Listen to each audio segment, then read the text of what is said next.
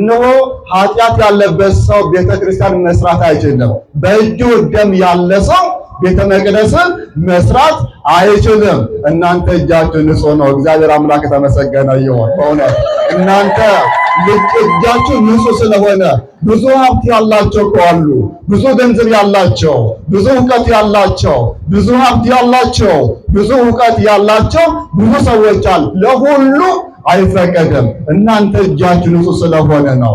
እናንተ የነገዳችሁበት እጃችሁ፣ እናንተ የጾማችሁት እጃችሁ፣ እናንተ የጸለያችሁት እጃችሁ፣ እናንተ ለተራበው ያበላችሁት እጃችሁ፣ እናንተ ለተጠማ ያጠጣችሁት እጃችሁ፣ እናንተ ለታረዘ ያለበሳችሁት እጃችሁ ንጹህ ስለሆነ እግዚአብሔር ለእናንተ ፈቀደልን። ክብርና ምስጋና ለአምላካችን ይሁን። ክርስቶስ ተንሥአ እሙታን አሰሮ ለሰይጣን ሰላም ሆነ። አምላካችን እግዚአብሔር ሰላሙንና በረከቱን ለሁላችን ያብዛልን። አሁን የመጨረሻ ፕሮግራማችን ስለሆነ እስቲ ቁጭ አላችሁ፣ ቆም ግድ የላችሁ እናንተም ቁጭ ብላችሁ እኛም ቁጭ ብለን እንዴት ይሆናል ነገር። ብዙ እናቶች በየመጠለያ ያላችሁ አሁን የመጨረሻ ፕሮግራማችን ስለሆነ አባቶች፣ እናቶች፣ ወንድሞች፣ እናቶች ራቅ ያላችሁ ግድ የላችሁ። ፀሐዩን በረከት ነው። ትናንትና ዝናብ እየመታን ስንመጣ በረከት እያገኘን አሁን ደግሞ ዝናቡም አልፎ ጭቃውም አልፎ አሁን በፀሐይ እየጎበኘን ስለሆነ ስለዚህ በሩቅ ያላችሁ አባቶች እናቶች በአውደ ምሕረቱ ቀረብ ብላችሁ በቃል ኪዳኑ ፊት በቃል ኪዳኑ ታቦት ፊት እንድትባረኩ በብፁዕ አባታችን በአቡነ መቃርስ እንድትባረኩ ሁላችሁም ቀረብ ብላችሁ የመጨረሻ ፕሮግራማችን ይሆናል። አምላካችን እግዚአብሔር ከሁላችን ጋር ይሁን። ቀደስክዎ ለዝንቱ ቤት፣ ይሄንን ቤት ቀደስኩት። ይሄንን መለኮታዊ ቃል አምላካችን እግዚአብሔር ገናዛ ያኔ በብሉይ ኪዳን የተናገረው አንተ የሰራውን አለው። አንተ የሰራውን ቤት ቀድሼዋለሁ ባርኬዋለሁ ይላል። እግዚአብሔር አምላካችን ያኔ በብሉይ ኪዳን በነበረ በዓመት ፍዳ ዓመተ ኩነኔ ተብሎ በሚነገርበት ሰዓት ቸሩ አምላካችን እግዚአብሔር ለንጉሱ ለሰሎሞን የተናገረው ቃል ነው።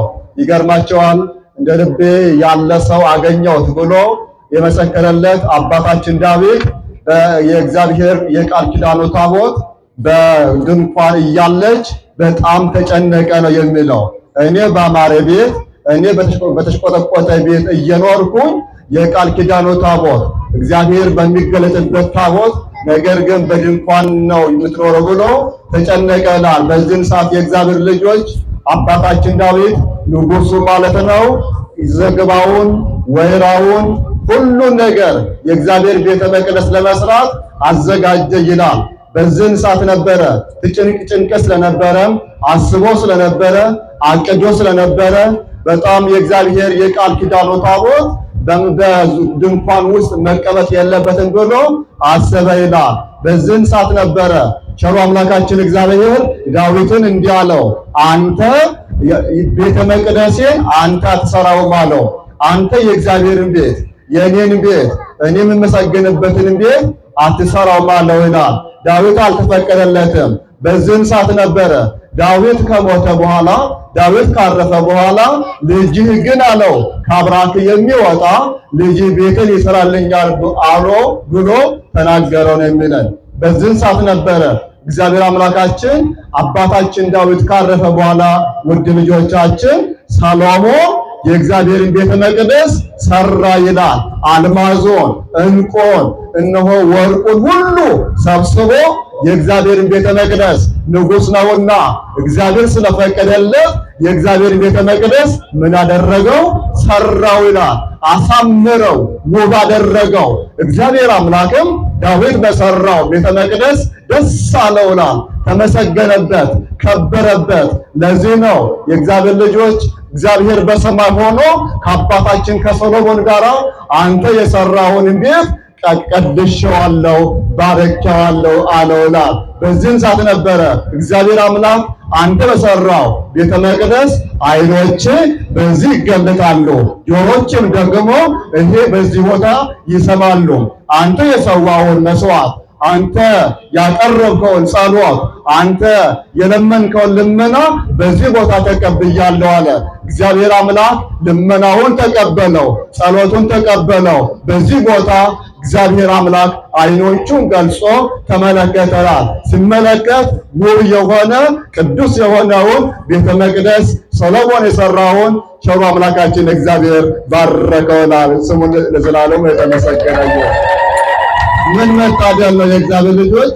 ለካ እግዚአብሔር የሚመሰገንበትን እግዚአብሔር የሚመለክበትን የእግዚአብሔር ቤት መስራት የእግዚአብሔር ልጆች ለነ ሱራፌል አልተባሉ፣ ለነ ኪሩቤል አልተባሉ።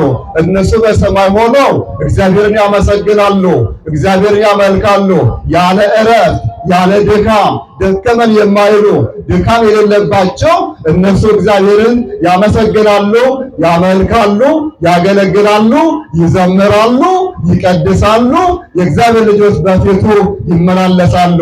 ይሄ የተፈቀደልን ለሰው ልጅ ነው። ለእናንተ ተፈቅዶላችኋል። ለዚህ ነው በመጽሐፍ ትንቢተ ሐጌ ምዕራፍ 1 ቁጥር 4 ላይ ወደ ተራራ ውጡ አለ ቸሩ አምላካችን እግዚአብሔር። በመለኮታዊ ቃሉ በማይሻር ቃሉ ወደ ተራራ ውጡ፣ እንጨትም አምጡ፣ እነሆ እንጨትም ቁረጡልን። ወደ ተራራ ውጡ ብሎ ያዘዘን እግዚአብሔር ነው። ወደ ተራራ ውጡ ካለን በኋላ እንጨትም አምጡ፣ ቤትም ስሩልኝ፣ እኔም በዚህ እመሰገናለሁና። ተመልከቱ፣ ወደ ተራራ እንድንወጣ እኛ እንድንሮጥ እኛ እንድንደክም አምላካችን እግዚአብሔር ፈቀደ። ወደ ተራራም ሄደን ምን እንድናመጣ? እንጨቱን እንድናመጣ፣ ድንጋዩን እንድናመጣ፣ ሲሚንቶን እንድናመጣ፣ አሸዋን እንድናመጣ፣ ፌሩን እንድናመጣ፣ ቆርቆሮን እንድናመጣ፣ በገንዘባችሁ፣ በጉልበታችሁ፣ በሐሳባችሁ፣ በእውቀታችሁ እኛ ወደ ተራራ እንድንወጣ እግዚአብሔር ፈቀደልን። በዛም ደግሞ እንጨቱን አምጡ አለ። ድንጋይ ይምጣ፣ ሲሚንቶ ይምጣ፣ አሸዋ ይምጣ፣ ፌሮ ይምጣ፣ ቤቴም ስሩልኝ፣ እኔም በዚህ እመሰገናለሁ አለ። የእግዚአብሔር ልጆች እግዚአብሔር በዚህ ሊመሰገን፣ እግዚአብሔር በዚህ ሊመለክ፣ እግዚአብሔር በዚህ ቦታ ላይ ስሙ ሊጠራ፣ ድምፁ ሊሰማ፣ በዚህ ቦታ ላይ እኛ እንድንባረክ እግዚአብሔር አዘዘን። እናንተ ያደረጋችሁት የእግዚአብሔርን ትእዛዝ ነው ማለት ነው። እግዚአብሔር ስላዘዘን እናንተ ልጆቹ ስለሆናችሁ በሀብታችሁ፣ በገንዘባችሁ፣ በእውቀታችሁ፣ በጊዜያችሁ የእግዚአብሔር ቤተ መቅደስ ሰራችሁ። እግዚአብሔር አምላክ ሕይወታችሁ እንደዚህ ያሳምርላችሁ። ለምን ባደረጋችሁ እግዚአብሔርን አመስግኑ። ለካ በዚህ ብቻ እኮ አይደለም የእግዚአብሔር ቤተ መቅደስ ስትሰሩ ምዕመናን ልጆቻችን፣ በሰማይ ቤተ መቅደስ እኮ አለ። በሰማይ የቃል ኪዳኑ ታቦት አለ። አባታችን ቅዱስ ዮሐንስ በራእዩ ወንጌላዊው ማለት ነው፣ በራእዩ በሰማይ ያለ ይላል የእግዚአብሔር ቤተ መቅደስ ተከፈተ ይለናል። በዛም ደግሞ የቃል ኪዳኑን ታቦት ታየናል። ራእይ እኮ ነው በምዕራፍ 11 ቁጥር 19 ላይ እግዚአብሔር አምላክን በሰማይ ሆኖ እግዚአብሔር ያመለከ እስከ ፍጻሜው ድረስ እስከ ቀራንዮ ድረስ እስከ መስቀል ድረስ የተከተለው ቅዱስ ዮሐንስ በፍጥሞ ደሴት ቁጭ ብሎ ሲመለከት በሰማይ ያለ የዚህ ዓለም ኢንጂነሮች፣ የዚህ ዓለም መሐንዲሶች፣ የዚህ ዓለም ጠበብቶች፣ የዚህ ዓለም ፈላስፋዎች ያልሰሩት ያልተላቀቁት የእግዚአብሔር ቤተ መቅደስ ተከፈተ ይለናል። ተመልከቱ። በዛም አለ የቃል ኪዳኑን ታቦት ታየናል። በሰማይ ቤተ መቅደስ አለ ማለት ነው። በሰማይ የቃል ኪዳኑ ታቦት አለ። በሰማይ ነቢያትና ሐዋርያቱ አሉ። በሰማይ የእግዚአብሔር ልጆች ቅዱሳን አሉ። በሰማይ የእግዚአብሔር ልጆች መላእክት አሉ። በሰማይ በዛ ድንግል ማርያም አለች። በዛ ሥላሴ በአንድነት በሦስትነት የሚሰለሱ የሚቀደሱ ናቸው።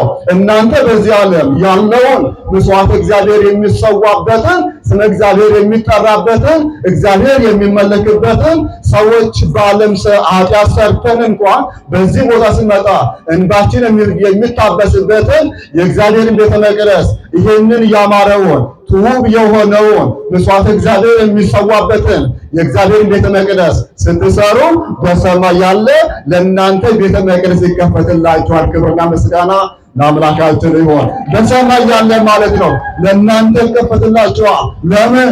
በሰማይ በተመሰለችው ምድራዊቷን ቤተ መቅደስ በዚህ ዓለም ያለውን ስለሰራችሁ፣ በሰማይ ደግሞ ሌላ መቅደስ ስላለ ያንን እግዚአብሔር በሩን ክፍት አድርጎ እናንተን ለመቀበል እኛን ሊቀበለን የታመነ አምላክ ስለሆነ ማለት ነው። ለዚህ ነው ቸሩ አምላካችን እግዚአብሔር ዓመተ ፍዳ ዓመተ ኩራሌ ተብሎ በሚነገርበት ያኔ እኮ ነው ያ በብሉይ ኪዳን ያ በኦሪቱ ዘመን አምላካችን እግዚአብሔር ከአባታችን ከሰሎሞን ጋር ተነጋገረናል። ለካ ሰሎሞን የሰሎሞን ልጆች የዳዊት ልጆች የነቢያት ልጆች የሐዋርያት ልጆች የቅዱሳን ልጆች ለካ አላቸው ማለት ነው። ተመልከቱ፣ ለሰሎሞን ብቻ የተነገረ አይደለም። የሰሎሞን ልጆች ይሰራሉ አለው። ዳዊትን እኮ ነው ቸሩ አምላካችን እግዚአብሔር ያንተ ልጆች ከአብራክ የሚወጡ ልጆች ቤተ መቅደስን ይሰራሉ ብሎ እግዚአብሔር አምላክ ተናገረ። በእውነት ይሄ ዘመን ሙሉ 5000 ዘመን 4000 ዘመን ከዚህ በኋላም ቸሩ አምላካችን እግዚአብሔር የፈቀደላቸውን ውድ ልጆቻችን ዳዊት ለምንድን ነው ቤተ መቅደስን አትሰራልኝም ያለው? ለምን መሰላቸው? በዳዊት እጅ ምን ስለነበረ ነው አላችሁ? ምን ስለነበረ ነው? በዳዊት እጅ ምን ስለነበረ ነው? እግዚአብሔር አምላክ ዳዊትን እኮ ነው ንጉሥ እንደ ልብ ያለ ሰው አገኘው ብሎ የመሰከረለት በዳዊት እጅ ደም ስለነበረ ነው። ደም ስላፈሰሰ ነው። ነፍስ ስላጠፋ ነው። ተመልከቱ፣ ዳዊት የሰውን ነፍስ ስላጠፋ የኦሪዮን ነፍስ ስላጠፋ ደም ስላፈሰሰ ለዳዊት አልተፈቀደለትም። ምዕመናን ልጆቻችን፣ እነሆ ኃጢአት ያለበት ሰው ቤተክርስቲያን መስራት አይችልም። በእጁ ደም ያለ ሰው ቤተ መቅደስን መስራት አይችልም። እናንተ እጃችሁ ንጹህ ነው። እግዚአብሔር አምላክ የተመሰገነ ይሁን። በእውነት እናንተ እጃችሁ ንጹህ ስለሆነ ብዙ ሀብት ያላቸው አሉ፣ ብዙ ገንዘብ ያላቸው፣ ብዙ ዕውቀት ያላቸው፣ ብዙ ሀብት ያላቸው፣ ብዙ ዕውቀት ያላቸው ብዙ ሰዎች አሉ። ለሁሉ አይፈቀድም። እናንተ እጃችሁ ንጹህ ስለሆነ ነው። እናንተ የነገዳችሁበት እጃችሁ፣ እናንተ የጾማችሁት እጃችሁ፣ እናንተ የጸለያችሁት እጃችሁ፣ እናንተ ለተራበው ያበላችሁት እጃችሁ፣ እናንተ ለተጠማ ያጠጣችሁት እጃችሁ፣ እናንተ ለታረዘ ያለበሳችሁት እጃችሁ ንጹህ ስለሆነ እግዚአብሔር ለእናንተ ፈቀደልን። ክብርና ምስጋና ለአምላካችን ይሁን። እግዚአብሔር ከሁላችን ጋር ይሁን። ልጆቻችን፣ ይሄ ቦታ ልዩ ቦታ ነው፣ ቅዱስ ቦታ ነው። ቸሩ አምላካችን እግዚአብሔር እነሆ ይህንን ቦታ ቀድሼዋለሁ። ይሄ ቦታ አሁን የእግዚአብሔር ቤተ መቅደስ ሆኗል። ይሄ ቦታ ድሮም ቅዱስ ነው። አሁን አዲሱ ሕንፃ ምን ሆነ? ቅዱስ ሆኗል። አሁን ድንጋይ የነበረውን ቀለም የነበረውን እብነበረድ የነበረውን አሁን የእግዚአብሔር ማደሪያ ሆኗል። በቃል ኪዳኑ ታቦት ከበረ። የእግዚአብሔር ልጆች በሜሮኑ ከበረ፣ በዝማሬው ከበረ፣ በቃሉ ከበረ፣ በወንጌሉ ከበረ። በእግዚአብሔር ስም ይሄ ቤት ከበረ። ስሙ ለዘላለሙ የተመሰገነ። ምንም አድርጋችሁ አመስግኑ። አምላካችን እግዚአብሔር ከሁላችን ጋር ይሁን። ቅድም በእውነት ትምህርቱን ሰፋ ተደርጎ ተንሥአ ወአንሥአ እሙታነ ብለው ሊቀ ሊቃውንት የኔታ ቀለመወርቅ የዕለቱን ትምህርት ሰፋ አድርጎ ስላስተማሩ ጊዜ አንወስድም። የእግዚአብሔር ቃል ብንማር ሰዓቱ ጊዜውም ስለማይበቃ ነው። ለመምህራችን ቃለ ሕይወት ያሰማልን፣ ቃለ ሕይወት ያሰማልን፣ ረጅም ዕድሜ ከጤና ጋር ያድልልን። በመጀመሪያ በእውነት ብፁዕ አባታችን ብፁዕ አቡነ መቃርዮስ የምዕራብ ካናዳ ሀገረ ስብከት ሊቀ ጳጳስ የቅዱስ ሲኖዶስ አባል በዚህ ቦታ ላይ ልክ የዛሬ 4 ዓመት ማለት ነው የፊታችን ሰኔ 4 ዓመት ይሆነዋል። የዛሬ 4 ዓመት የፊታችን ሰኔ 4 ዓመት ይሆነዋል ማለት ነው። መጥተው መሰረት ድንጋይ አስቀምጠው ይህንን ቦታ ባርከው በእውነት እግዚአብሔር እንዳስጀመራችሁ ያስፈጽማችሁ ብለው ጸሎት አድርገው ነበር። ይሄው በ4 ዓመት ባልሞላ ማለት ነው ለ4 ዓመት እንግዲህ 2 ወር ይቀራል ማለት ነው። ይሄ የጨረሰው 3 ዓመት ከ10 ወር ማለት ነው። አሁን ስናስበው 3 ዓመት ከ10 ወር ይሄ ህንፃ ቤተክርስቲያን ብፁዕ አባታችን አቡነ መቃርዮስ በገንዘባቸው መመሪያን በመስጠትም በሁሉም አስጀምሮ ነበር። ዛሬ ደግሞ እሳቸው ተገኙበት ተመረቀና ብፁዕ አባታችን ረጅም ዕድሜ ከጤና ጋር ያድልልን ልበላል። ረጅም ዕድሜ ከጤና ጋር ያድል። በደንብ አድርጋችሁ አመስግኑልን። ብፁዕ አባታችን አቡነ መቃርዮስ የዛሬ 7 ዓመት ከ7 ዓመት በፊት ማለት ነው በእሳቱ ጊዜ፣ በመከራ ጊዜ፣ በችግሩ ጊዜ የሶማሌን ሀገረ ስብከት ህዝባችንን ልጆቻችንን እኛ እናረጋጋለን እና እናስተምራለን እኛ ቤተክርስቲያኑን እንሰራላቸዋለን ብለው ነፍሳቸውን አስይዘው የመጡ ህይወታቸውን አሳልፈው ለእናንተ የሰጡ አባት ናቸውና እግዚአብሔር ሁሉንም አስተካክሎ ሰላሙንም ሰፍኖ ህንጻ ቤተክርስቲያኑም ተሰርቶ ተረጋግተን አሁን እዚህ ደርሰናልና ብፁዕ አባታችንን በደንብ አድርጋችሁ አመስግኑልኝ።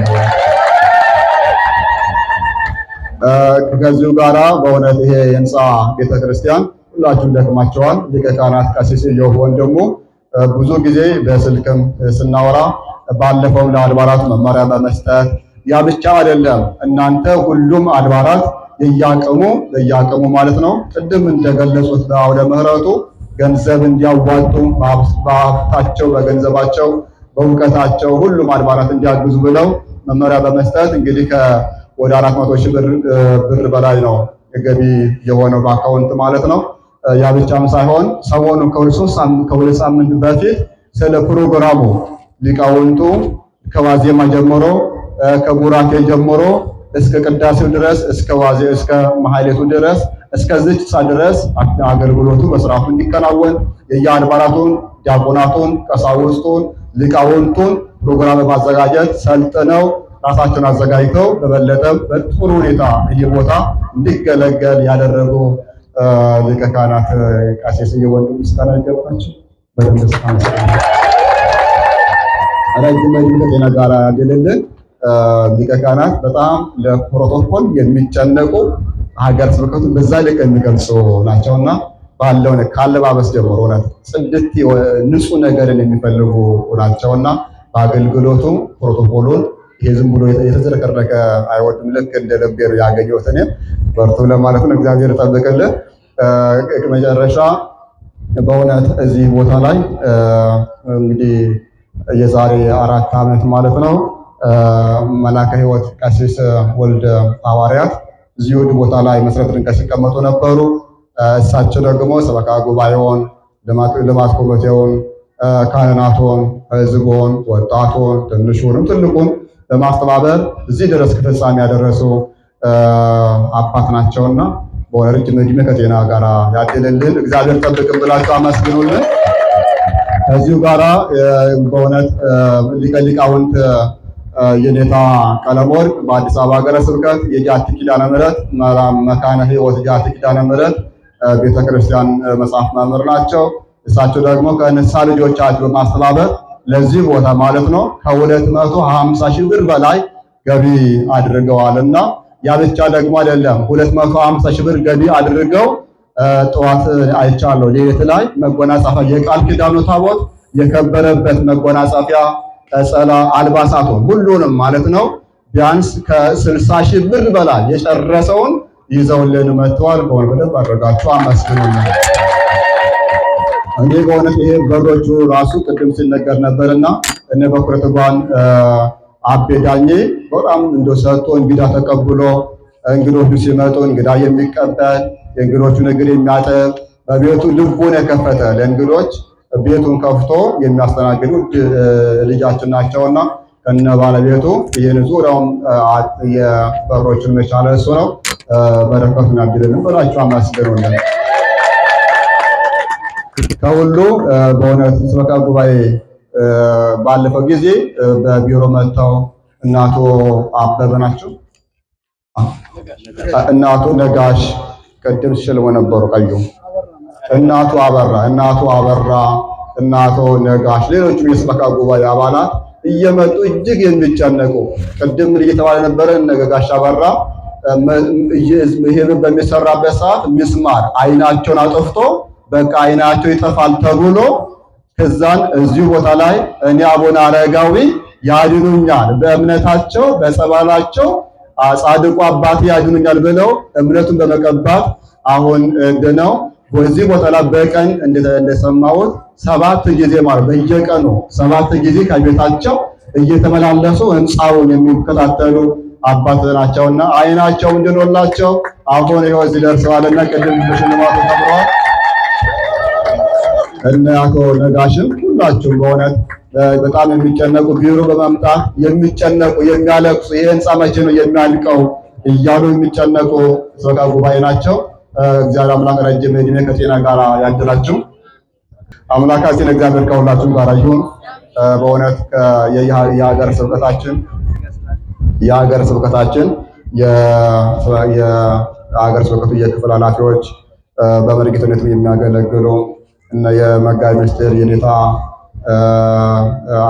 ጽናው ጸጋዬ፣ እንደዚሁም እነ ርዕሰ ደብር ሊቀ ጠበብት የኔታ አስራደ፣ ሁሉም እነ መላከ ገነት ቀሲስ ፍስሐ የሀገረ ስብከቱ የማህበራት ማደራጃ ክፍል ኃላፊ፣ ሁሉም እያንዳንዳቸው ማለት ነው። ሁሉም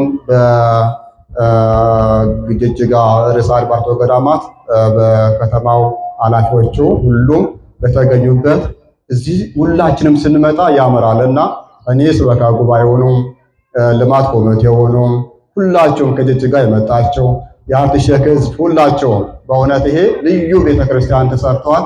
ባለው ነገር ሁላችሁ በዚህ ደከማችሁ አምላካችን እግዚአብሔር በረከቱን ያድልልን። ቅድምም 30 ሺህ ብር የናተኔ ሰብሳቢ የድርና ቀጥቡ የጊዜው 20 ሺህ ብር 30 ሺህ ብር እዛ ከተማም ስንሄድም በየአድባራቱ እያሰባሰበ የሚያመጣ የልጃችን ነውና ሁላችሁም በዚህ ቦታ ላይ የጅጅጋ ህዝብ የአርት ሼክ ህዝብ ሰጣችሁ የማልቅባችሁ ልጆቻችን ናችሁ። ሁላችሁንም ቸሩ አምላካችን እግዚአብሔር በረከቱን ያድላችሁ። ከዚሁ ጋር የመጡ ደግሞ በእውነት በአዲስ አበባ ሀገረ ስብከት የመስቀል ዙሪያ መንፈሳዊ አገልግሎት ክፍልና እንደዚሁም የጉለሌ ደብረ ሲና ቅዱስ እግዚአብሔር አብ ቤተክርስቲያን ዋና ጸሐፊ ቀሲስ ሲሳይ ኃይሌ እሳቸውም ከኛ ጋር መጥተው በቅዳሴው ያገለገሉ ታላቅ አባት ናቸውና ረጅም ዕድሜ ከጤና ጋር ያድልልን። በደንብ አድርጋችሁ አመስግኑን። የጉልላቱን መስቀል ከላይ ያለው መስኮቶቹንም የሸፈነ ሄኖክ ይገርማቸዋል። ሄኖክ ባለፈ የብፁዓን አባቶቻችን ፎቶ ስንሰንጥፍ ፎቶ በእውነት በራሱ ካሬ እየለካ ያስተካከለ ብዙ ጊዜ የሚያግዘን በእውቀቱ በጥበቡም እግዚአብሔር በሰጠው ጸጋ የሚያገለግል ልጃችን ነውና አምላካችን እግዚአብሔር በረከት ጸጋና ያድልን። በደንብ አድርጋችሁ አመስግኑ። የመጨረሻው ውድ ልጆቻችን አደራቸውን የቤተ ክርስቲያን ተሰርተዋል አይደለ? አሁን ህንጻው ተሰርተዋል። አሁን መድኃኒቱ ተገኝቷል። አሁን የሚያስፈልገው አንድ ነገር ብቻ ነው። እየሰማችሁ ነው? አሁን በተሰራ ቤተ ክርስቲያን ምን ማድረግ ያስፈልጋል? መጥቶ ማስቀደስ፣ ወንጌል መማር፣ ማንነው የእግዚአብሔር ስም መጥራት፣ እዚህ ቦታ በመጥቶ መጸለይ። እዚህ ቦታ በሰራችሁት እየጾማችሁ እየጸለያችሁ በሰራችሁት ቤተ ክርስቲያን ስጋ ወደሙን ካልተቀበላችሁበት ትርጉም የለውም። እውነቱን ስንነገራችሁ ማለት ነው።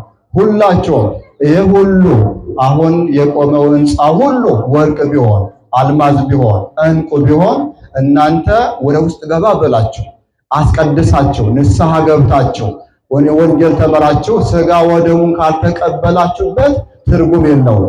ልጆቻችሁን በማምጣት ሚስቶቻችሁን በማምጣት ባሎቻችሁን በማምጣት ቤተሰቦቻችሁን በማምጣት እዚህ ቦታ በመምጣት እዚህ ቦታ ወንጌል ተመራችሁ እናንተ ከእግዚአብሔር ጋር ታርቃችሁ ንስሐ የገባችሁ ስጋ ወደሙን ስትቀበሉበት ነው እግዚአብሔር የሚከብረውና አደራ ለማለት ነው። ቅድም ሊቃውን ሲናገሩ ነበረ። ልጆቻችሁን ማምጣት ከሰሜኑ የሚመጡትንም ሊቃውንትን እንቀበላለን። ዕውቀታቸውንም አገልግሎታቸውን የሥራ ልምዳቸውንም እንቀበላለን። እዚህ ደግሞ ያለውን ልጆቻቸውን ምን ማድረግ ያስፈልጋል? ዲያቆናት እንዲሆኑ፣ ቀሳውስት እንዲሆኑ፣ መርጌታ እንዲሆኑ ማድረግ ያስፈልጋልና ሁላችሁም መጣችሁ ልጆቻችሁን በማምጣት አደራ አደራ አደራ ማለት እንፈልጋለን። አምላካችን እግዚአብሔር ስለነበረን ጊዜ ሁሉ ስሙ የተመሰገነ ይሁን። እግዚአብሔር ሁላችሁንም ይባርካችሁ። የመጨረሻ ፕሮግራም ብፁዕ አባታችን ብፁዕ አቡነ መቃርዮስ እጅግ ተወዳጁ አባታችን ለዚህ ሕዝብ ለዚህ መንጋ ለዚህ ሀገረ ስብከት እጅግ ዋጋ የከፈሉ እውነተኛ እረኛ ሆነው እውነተኛ አባት ሆነው እውነተኛ አገልጋይ ሆነው እውነተኛ ጠባቂ ሆነው እውነተኛ ካህን ሆነው ያገለገሉ ለ6 ዓመት ማለት ነው። ዛሬ መካከላችሁ ተገኝተዋል። ጠዋቱ ከትናንትና ጀምሮ በቡራኬው ቤተክርስቲያኑን በመባረክ በጸሎት ቆይተው ሌሊት ደግሞ በኪዳኑ በቅዳሴው በቡራኬው ያገለገሉ እስካሁን ድረስ ልጆቻችን ብለው እንሂድ ብዬ ስጠይቃቸው ደብዳቤ ስንጽፍላቸው ልጆቻችን እኮ ናቸው፣ የአትሽክም እኮ ሕዝብ ልጆቻችን ናቸው፣ የጅጅጋ ሕዝብ የሶማሌ ሕዝብ ልጆቻችን ናቸው ብለው በደስታ ምን ችግር አለ አብረን ነው የምንሄደው፣ ህንፃ ቤተክርስቲያኑ አብረን ነው የምንመርቀው ብለው ብዙ ፕሮግራም እያላቸው ብዙ አጀንዳ እያላቸው ያንን ሁሉ አጥፈው የመጡ አባታችን ናቸውና አሁን ደግሞ የመጨረሻውን ቃለ ምዕዳንና ጸሎት አድርገው የመጨረሻ አባታችን እሱ አባታችን ይጸልዩልናል። ወደ ብፁዕ አባታችን አቡነ መቃርዮስ ወስዳቸዋለሁ። እግዚአብሔር ከሁላችን ጋር ይሁን። ሁላችሁም ቸር አምላክ እግዚአብሔር ይባርካችሁ።